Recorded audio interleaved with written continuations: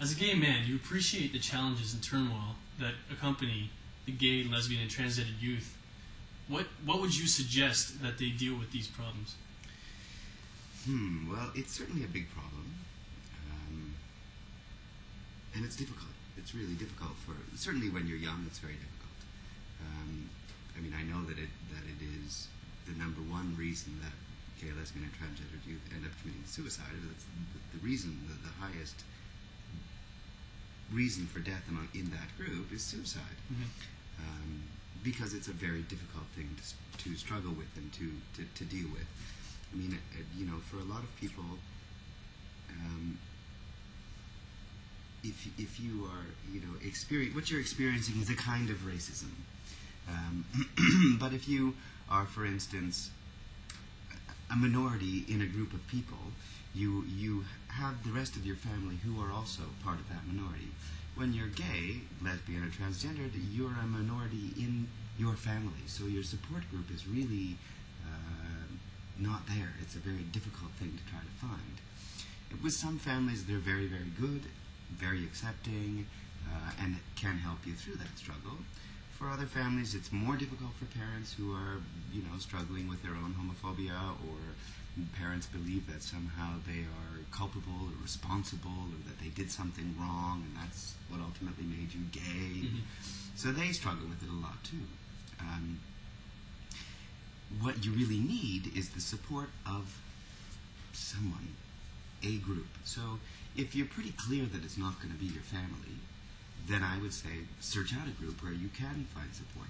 It's a long process, but it's really not the end of the world like it feels like the end of the world when you're first coming to terms with it. Yes. There's lots and lots. I mean, really, the only real icon for a long, long time that gay men had was really Bugs Bunny. There was nobody else who was kind of a crazy, kind of flamboyant, out there kind of person. Everybody else, every other movie star is straight identified, at least in terms of film and television, all of those kind of things. That's starting to change, which is great. Because ultimately, really changing that part of yourself, which is sort of, I think, and certainly for me at the very beginning, I thought, wow, it would be great if I could just make this go away. Ultimately, it's not something you can make go away. It's sort of like, saying, gee, I wish I didn't have brown eyes. It would be better if I had blue. I'd be happier if I had blue eyes because everybody else has blue eyes, and then I'll fit in. In the end, it's finally a very small part of your life. It's not the big, huge, hairy, scary deal that it seems to be right at the very beginning, because it is consuming right at the very beginning. As you get older, for me, gay isn't really something that I would identify myself as early on in the conversation. If somebody said, describe yourself, I would say, I'm Irish-Italian, I come from a family of 7, this is what I do for a living, this is my education, I'm gay. It would be in a list of things, but it wouldn't be the first thing the number one in the list. Because ultimately, it's a facet of who I am. It's not who I am, and I think initially, as people are sort of starting to come out of the closet or starting to get comfortable with it, it becomes a huge part of who they are. It's difficult in that it's hard for other people to get comfortable with that. They sort of assume that, if you're gay, then you, of course, want to, because it's a sexual identifier, that you want to have sex with them, which is just not true.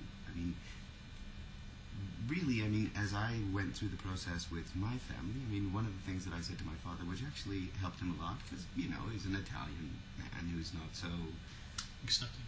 Not so easy with, oh yes, and this is my gay son, yes. He struggled with it.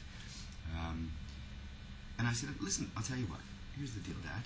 If you can identify, because for a long time he thought that I chose being gay. And a lot of people, it seems as though you've chosen it because, as you're young, you have a girlfriend, and then you sort of, because you want to fit in. You want to be like everybody else. You want to have a girlfriend. You want to go to the prom. You want to do all those things. But really, your sexual attraction, your sexual energy isn't really about that gender. It's about the same gender. So I said, I'll tell you what. I will accept that I chose to be gay, which is what was in his mind, and he struggled with, why would you make that choice? I said, I'll accept that I chose to be gay if you can tell me the time, the moment, the event, anything when you decided, when you chose to be straight. And he can't, no straight person can possibly do that, because there isn't a moment or a time. It just is. Yes. In the same way that ultimately you get to be 6 feet tall, and ultimately your skin color gets to be the color that your skin is. It's just part of who you are. It's not ultimately something that you get to select. Once you get to be comfortable with that idea, then it doesn't feel like a curse. In fact, it can be a blessing, because it allows you to see the world in a different kind of way. You have the ability